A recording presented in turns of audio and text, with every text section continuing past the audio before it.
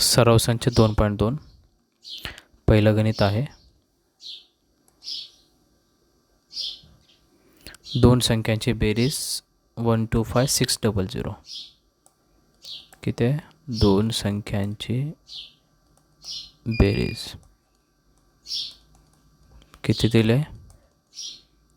125600 म्हणजेच 1,25,000 आहे बेरीज. एक संख्या दुसरीपेक्षा 14,400 कमी आहे.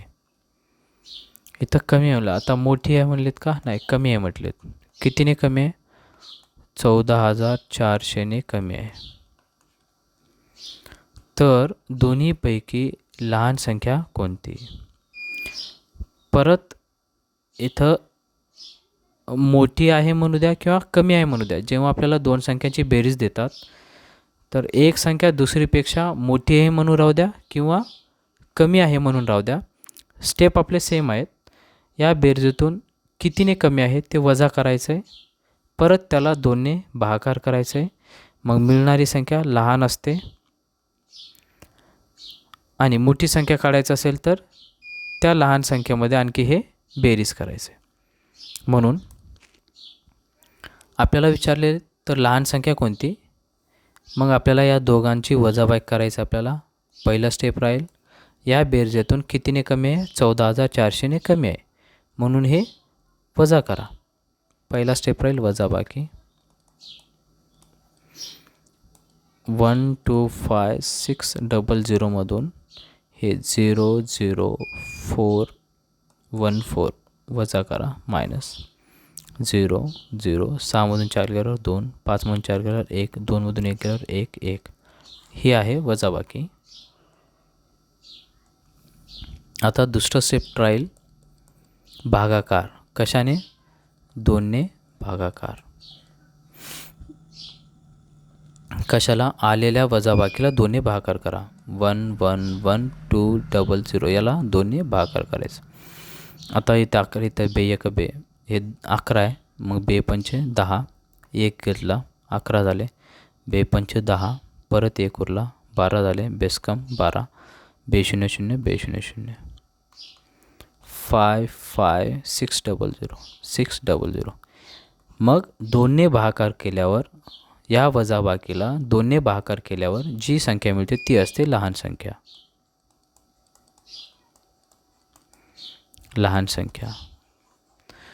ओके, आपल्याला विचारलेले लहान संख्या म्हणून ही आहे लहान संख्या 55600. आणि आपल्याला मोठी संख्या जर काढायचं असेल तर या लहान संख्यामध्ये 55600 मध्ये कितीने कमी म्हटले होते? 14,400. ते आणखी बेरीज करायचं आहे. 14,400. 0 6 4 10 हात चाला 1, 5 आणि 1 6, 6 4 10 हात चाला 1, 6 7. अशा प्रकारे 70,000 ही मोठी संख्या राहील. पण इथे आपल्याला लहान संख्या विचारलेत. ओके, दोन्हीपैकी लहान संख्या कोणती? लहान संख्या आहे 55600. Option C.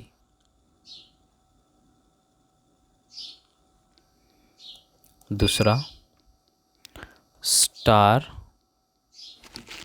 भागिले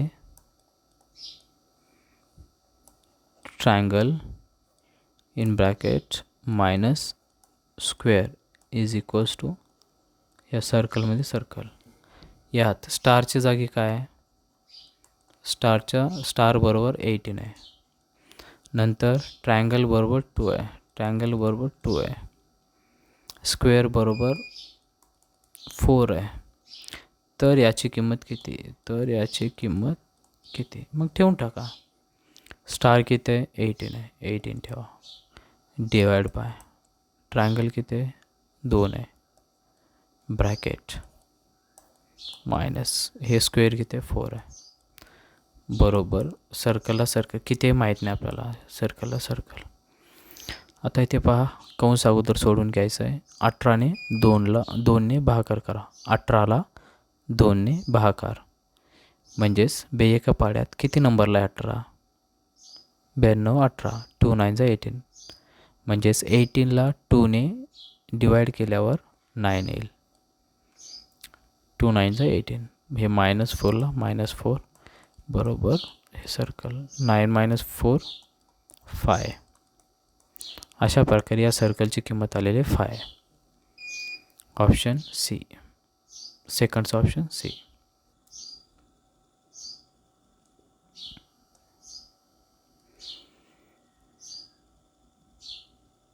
तिसरं गणित आहे. मोठ्यात मोठी 5 अंकी संख्या. मोठ्यात मोठी 5 अंकी संख्या कोणती आहे? मोठ्यात मोठी 5 अंकी संख्या. मग मोठ्यात मोठी संख्या लिहायचं असेल तर आपल्याला 9 9 वापरायचं आहे. किती अंकी म्हटलेत? 5 अंकी, म्हणून 5 वेळा 9 9. 1 2 3 4 5. हे झालं मोठ्यात मोठी 5 अंकी संख्या. आणि मोठ्यात मोठी 4 अंकी संख्या. आणि मोठ्यात मोठी 4 अंकी संख्या किती? मोठ्यात मोठी 4 अंकी संख्या यांची बेरीज किती होईल? मोठ्यात मोठी 4 अंकी संख्या म्हणजे 4 वेळा 9 वापरायचं आपल्याला. यांची बेरीज करायचं आहे. बेरीज विचारलं ना? हो. 9 9 18. हातचाला 1. हे 9 1 10 10 9 19. हातचाला 1. 9 1 10 10 9.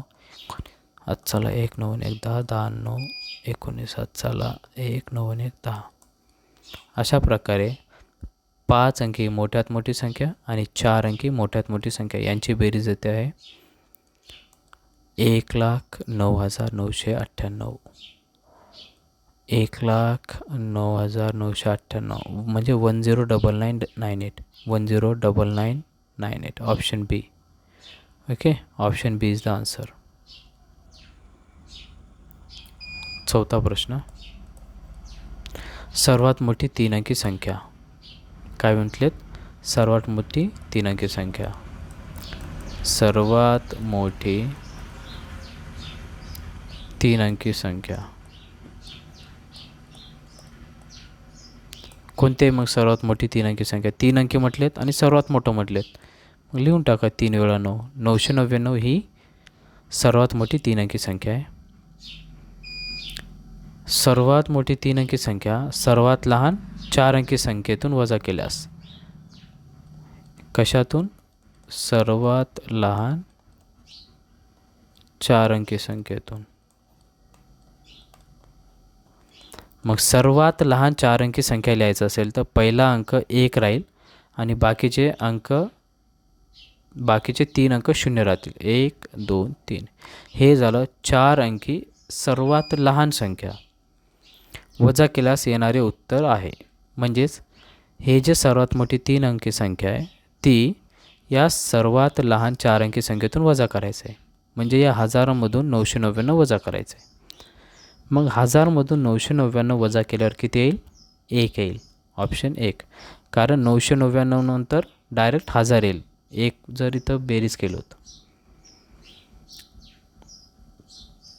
So option D. 1000मधून 999 गेल्यावर 1000मधून 999 गेल्यावर 1 राहील. Option D. पाचवा प्रश्न आहे. 1 + 2 - 3 + 4 + 5 - 9 4 + 5 - 9 + 6 + 7 - 13 + 8 + 9 - 17 + 12 + 13 - 25. 12 + 13 - 25 याला सरळ रूप दिल्यावर उत्तर येते. मग याचं उत्तर किती? तर पहा आपल्याला किती कंस आहेत? 1 2 3 4 5. हे 5 कंस आहेत. 5 कंस सोडून घ्या. आता बघा 1 + 2 म्हणजे 1 आणि 2ची बेरीज 3. इथं -3 आहे म्हणून या 3मधून हे 3 मायनस करा. उत्तर येते 0. प्लसला प्लस येते. 4 आणि 5 9 9मधून -9 करायचं म्हणजे 9मधून 9 केल्यावर 0, याचंही 0. 6 आणि 7 13, 13 - 13 0, हे प्लस 8 आणि 9 17, 17 - 17 0, प्लस 12 आणि 13 किती होईल 25, 25 - 25 0, म्हणजे सर्वांची बेरीज 0 होत आहे आणि 0 + 0 सर्व काय येईल 0. Option C.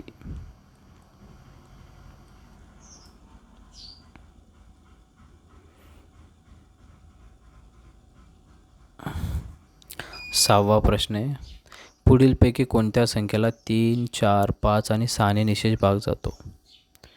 3, 4, 5 आणि 6ने निशेष भाग जातो. तर पहिली संख्या आहे 36. या 36ला 3ने, ठीक आहे, आपल्याला 5ची कसोटी माहीत आहे. 5ने भाग जाण्यासाठी एकक स्थानी 0 किंवा 5 पाहिजे, म्हणून या 36ला 5ने भाग जात नाही. ओके, ऑप्शन बी पाहूया 60. मग या 60ला पहा 3ने भाग जाते का? 3ची कसोटी काय सांगते? अंकांची बेरीज. 6 आणि 0 याची बेरीज किती येते? 6 येते. मग 3ने 6ला भाग जाते, म्हणून 60ला भाग जाते. 4ने भाग जाईल का 60ला? बघूया 4ने भाग जाईल का? 4 × 1 = 4, 6मधून 4 गेल्यावर 2, वरचं 0 घ्या, 20 झाले, 4 × 5 = 20.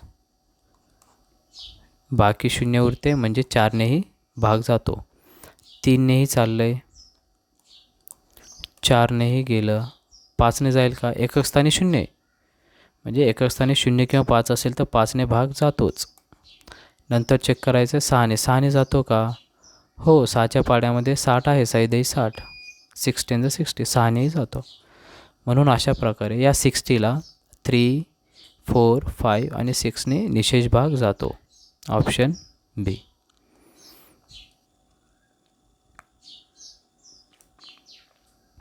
सातवा प्रश्न आहे, 18ने भाग जातो. पुढीलपैकी कोणत्या संख्येला 18ने भाग जातो? ओके, 18ने भाग. मग 18ला काय लिहू शकतो आपण? 18ला आपण लिहू शकतो 9 × 2. 18ला आपण 9 × 2 लिहू शकतो. परत म्हणजेच ज्या संख्येला 9 आणि 2ने भाग जातो त्या संख्येला 18ने भाग जातो. ओके, परत एकदा सांगतो, इथं आपल्याला अशी संख्या शोधायची आहे जे की 18ने भाग जाईल. पण मी 18ला काय लिहू शकतो? 9 × 2, 9 × 2 = 18 लिहू शकतो. म्हणजेच ज्या संख्येला 9 आणि 2ने भाग जाईल त्या संख्येला 18ने पण भाग जाईल. आता पहिली संख्या पहा, 4 4 4 4 किती वेळा आहे? 6 वेळा. 1 2 3 4 5 6. मग 9ची कसोटी आपल्याला माहीत आहे. 9ची कसोटी अशी सांगते की अंकांच्या बेरजेला जर 9ने भाग जात असेल तर त्या संख्येला 9ने भाग जाते. इथं अंकांची बेरीज किती येईल? 4 4 4 4 असे 4 × 1 = 4, 4 × 2 = 8, 4 × 3 = 12, 4 × 4 = 16, 4 × 5 = 20, 4 × 6 = 24. अंकांची बेरीज येते 24. मग 9ने 24ला भाग जाते का? 9च्या पाड्यात 24 आहे का? 9 × 1 = 9, 9 × 2 = 18, 9 × 3 = 27. 9च्या पाड्यात 24 नाही आहे, म्हणून 9ने या 24ला भाग जात नाही. म्हणजेच या दिलेल्या संख्येला 9ने भाग जात नाही, म्हणून 18नेही भाग जात नाही. कारण 18ने भाग जाण्यासाठी 9नेही जावं लागेल भाग आणि 2नेही जावं लागेल. या संख्येला 9ने जात नाही, म्हणून 18ने जात नाही. दुसरा ऑप्शन पाहूया, 5 5 5 5 5 5 6 वेळा आहे. परत अंकांची बेरीज पाहूया, 5 × 5 = 5, 2 × 10 = 5, 3 × 15 = 25, 5 × 5 = 25, 5 × 6 = 30. अंकांची बेरीज 30 येत आहे. 9ने भाग जाते का? 9 × 3 = 27, 9 × 4 = 36. 9ने भाग जात नाही, म्हणजेच 18नेही भाग जात नाही. नंतर आहे 6666660. परत अंकांची बेरीज करून पहा. 6 1 6, 6 2 12, 6 3 18, 6 4 24, 6 5 30, 30 आणि 0 30. परत अंकांची बेरीज 30 येत आहे, म्हणजेच याला 9ने भाग जात नाही, म्हणजेच 18नेही भाग जात नाही. ऑप्शन डी पहा. 6666666 किती वेळा आहे? 1 2 3 4 5 6, 6 वेळा आहे. 6 6 36. अंकांची बेरीज 6 6 36. 9ने भाग जातो, कारण 9च्या पाड्यात 36 आहे. 9 चौक 36. 9ने भाग जातो. ओके. आता 2नेही भाग जावं लागेल. 2ने भाग जाण्यासाठी समसंख्येला 2ने भाग जातो. इथे एकक स्थानी 6 आहे पहा. एकक स्थानी 6 आहे म्हणजे 6 ही समसंख्या आहे, म्हणून ही दिलेली संख्या समसंख्या आहे. समसंख्येला 2ने पूर्ण भाग जातो, म्हणजेच या दिलेल्या संख्येला 9नेही भाग जातो, 2नेही भाग जातो, म्हणजेच 9 2 18, 18नेही भाग जातो. म्हणून या शेवटच्या संख्येला 18नेही भाग जातो. ऑप्शन डी आहे 7व्याचं. अशा प्रकारे स्वाध्याय 2.2 संपलेलं आहे.